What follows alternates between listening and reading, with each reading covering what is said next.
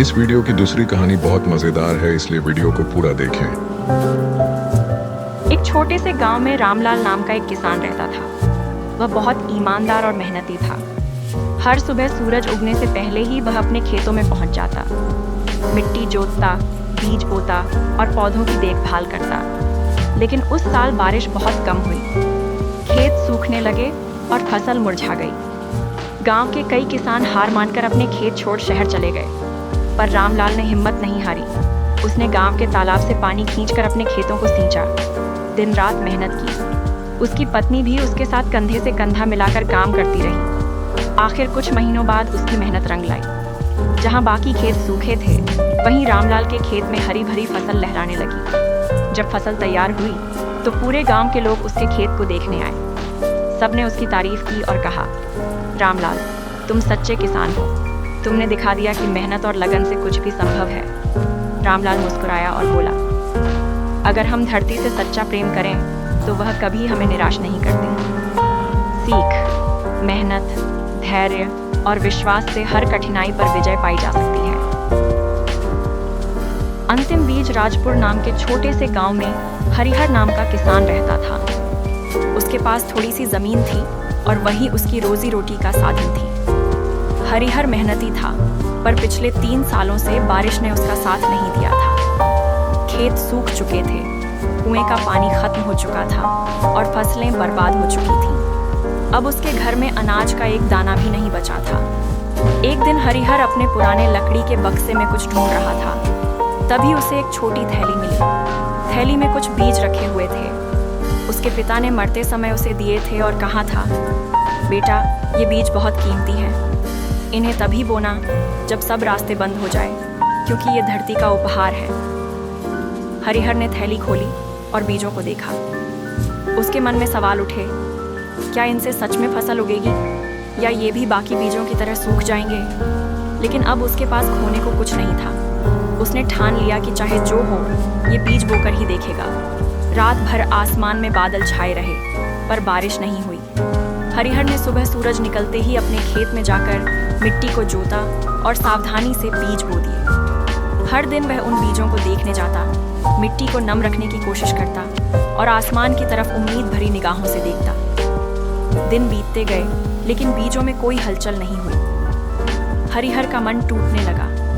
एक शाम वह खेत के किनारे बैठा रो रहा था कि तभी ठंडी हवा चली और आसमान में घने बादल छा गए। कुछ ही देर में जोरदार बारिश होने लगी। हरिहर भीगता हुआ खेत में दौड़ा, मिट्टी को पानी में डूबते देखा और उसके चेहरे पर मुस्कान लौट आई। 3 दिन लगातार बारिश होती रही। चौथे दिन हरिहर जब खेत पहुंचा तो उसकी आंखों में चमक थी। मिट्टी के बीचों बीच हरे हरे पौधे निकल आए थे। कुछ ही हफ्तों में पूरा खेत हरे रंग से भर गया। यह फसल बाकी किसी भी किसान की फसल से अलग थी। पौधे ऊंचे, मोटे और चमकीले थे। गांव के लोग हैरान थे। सब पूछने लगे, हरिहर, तूने कौन से बीज बोए थे? हरिहर मुस्कुराया और बोला, ये मेरे पिता की दी हुई आखिरी निशानी थी, उम्मीद के बीज। ये कहानी एक छोटे से गांव की है, जहां हर दिन की पहली रोशनी एक कहानी लेकर आती थी। गांव की जमीन पर केस लंबी सदियों से चलती आई थी। नामिर की धुन, बच्चों की हंसी और गांव की पुरानी कहानियां जो पेड़ पौधों की छांवों में छुप छुप करते थे। इस गांव की पहचान था एक पुराना लाइब्रेरी घर, जिसे लोग रात की छात्री कहते थे। वहां की खिड़कियों से कभी कभी चांद की रोशनी आती और उस रोशनी के साथ अंदर की दुनिया भर जाती थी। मैं किरदार था, आरव, नौजवान पत्रकार जो शहर की भीड़ भड़क से थक कर अपनी धरती की कहानियां ढूंढता था। आरव बचपन से ही लिखने का शौक रखता था, पर इस गांव की जिंदगी सिर्फ दिन की रोशनी नहीं, बल्कि उसकी हर सुबह की मुस्कुराहट में छिपे हुए राज भी समझना चाहता था। उसका मिशन था कि वो अपनी डायरी में गांव की हर कहानी को एक सिंगार की तरह पिरोए। एक बार आरव लाइब्रेरी घर की तरफ जा रहा था कि रास्ते पर उसकी नजर एक पुरानी झरोखे वाली छत पर तिखी हुई एक पुरानी द्वार के नीचे गिरती हुई रोशनी पर पड़ी। उस द्वार पर लिखा था, यहां से कहानियां खुद अपनी आवाज में बोलती हैं। आरव ने सोचा शायद ये सूचना उसकी लिखी हुई कहानियों को नई रोशनी दे सकती है। उसने अंदर जाकर पुरानी डायरी की खूबसूरती देखी। खर्ची हुई कागज, फूलों की खुशबू से भरा हुआ और एक छोटा सा लफ्जों का संदूक जिसमें गांव की यादों की छादियां रखी हुई थी। डेयरी की पहली कोशिश थी एक किसान की कहानी। गांव के किसान, जिसका नाम रघव था, बरसात की खुशबू से भरे हुए दिन में खेतों की जमीन को अपनी मेहनत से रोशन करता। उसकी आंखों में सपने थे, बड़ा बाजार, नई खेती और अपने बच्चों के लिए बेहतर जिंदगी। पर इस महाले की जिंदगी में पैसे की कमी थी और कभी कभी फसलों की कमी। आरव ने रघाव की कहानी को इस तरह बयान किया कि पढ़ने वाले को लगा कि वो उसी खेत की मिट्टी में खड़ा है, पानी की महक में सांस ले रहा है, और फिर उसकी आंखें रोशनी से भर जाती। फिर डायरी में दूसरी कहानी आई, ट्वाइलाइट की रातों में गलियों की छायाओं में फिरते एक छोटे से बच्चे की, जिसका नाम तरा था। तरा सपने देखने वाली लड़की थी, लेकिन उसके घर की आर्थिक मुश्किलें उसके सपनों को दाबोच कर देती। तरा हर रात अपनी छोटी सी अलमारी में छोटे छोटे सपने लिखती और सुबह की नई उम्मीद के साथ फिर से लिखने लगती। आरव ने तारा की कहानी को इस तरह पिरोया कि जब तारा खुश होती तो उसके सपने भी गांव की गलियों में गुनगुनाने लगते। जब आरव डायरी के आखिरी पन्ने पर पहुंचता तो उसने रियलाइज किया कि कहानियां सिर्फ लिखने से ही नहीं बल्कि जीने से भी जिंदा रहती हैं। उसने सोचा कि हर कहानी के एंड पर एक छोटा सा कदम होना चाहिए जो दूसरों की मदद की तरफ ले जाए। इसलिए उसने एक ऐसा फॉर्मेट अपनाया जिसमें हर कहानी के अंत में गांव के लोगों के लिए एक छोटा प्रयास लिखा जाता, एक मदद की पहली छोटी कोशिश, एक सार्थक पड़ाव। गांव के लोगों ने आरव की डायरी को प्यार से अपनाया।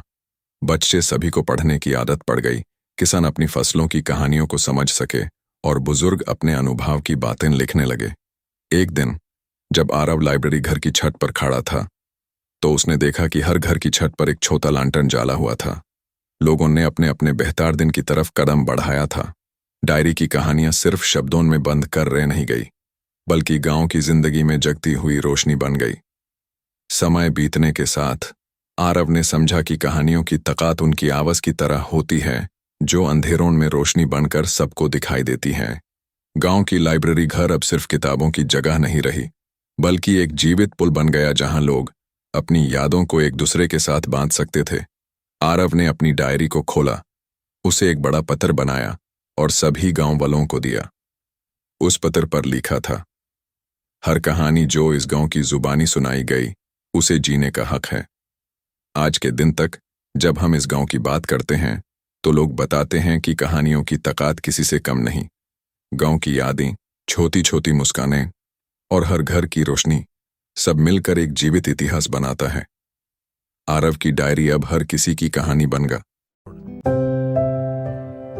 एक छोटा सा गांव था जहां हरी भरी खेतियां और सुंदर पहाड़ियां थीं। गांव का नाम था सुरभि नगर। इस गांव में रवि नाम का एक लड़का रहता था। रवि बहुत ही शांत और बुद्धिमान था, लेकिन उसके सपने बहुत बड़े थे। गांव के लोग अक्सर कहते थे, रवि, हमारे यहाँ से बाहर जाकर कुछ बड़ा करना मुश्किल है, यहाँ की दुनिया अलग है। रवि ने कभी इन बातों को अपने दिल में जगह नहीं दी। उसके दिल में हमेशा कुछ अलग करने की आग जलती रहती थी। रवि को पढ़ाई का शौक था, साथ ही उसे चित्रकला और लेखन का भी बहुत शौक था। वह अक्सर अपने कमरे में बैठकर नई नई चित्र बनाता और कहानियां लिखता। रवि के माता पिता साधारण किसान थे। उनके पास ज्यादा पैसा नहीं था, लेकिन उन्होंने हमेशा रवि को पढ़ाई के लिए प्रोत्साहित किया। रवि की माँ कहती थी, बेटा मेहनत करो, भगवान तुम्हारे साथ हैं। जो सपने तुम देखते हो उन्हें सच करने की कोशिश करो। रवि ने अपनी माँ की बात को अपने दिल में बिठा लिया। गांव के स्कूल में रवि की पढ़ाई बहुत अच्छी थी। उसकी टीचर मिस अंजलि उसे हमेशा प्रोत्साहित करती रहती थी। एक दिन मिस अंजलि ने रवि के चित्र और लेखन देखे और कहा, रवि, तुम्हारा टैलेंट बहुत खास है। तुम्हें शहर जाकर अच्छे अवसरों का लाभ लेना चाहिए। यहाँ की सीमाएं तुम्हारे लिए पर्याप्त नहीं है। रवि को शहर जाने का विचार बहुत पसंद आया, लेकिन उसके घर की आर्थिक स्थिति इतनी मजबूत नहीं थी कि वह शहर में पढ़ाई कर सके। तब रवि ने तय किया कि वह किसी भी तरह अपने सपनों को सच करेगा। उसने स्कूल के बाद छोटे छोटे काम करने शुरू किए। वह गांव के बच्चों को पढ़ाने लगा, पेंटिंग के छोटे वर्कशॉप्स आयोजित करने लगा और दूसरों के घर में काम करके पैसे कमाने। कुछ महीनों बाद मिस अंजलि ने अपने संपर्कों के जरिए रवि के लिए एक स्कॉलरशिप का आवेदन किया। यह स्कॉलरशिप शहर के सबसे अच्छे स्कूल में पढ़ाई करने का अवसर देगी। रवि का नाम चयनित हो गया। यह सुनकर उसके माता पिता और पूरे गांव में खुशी की लहर दौड़ गई। शहर में रवि की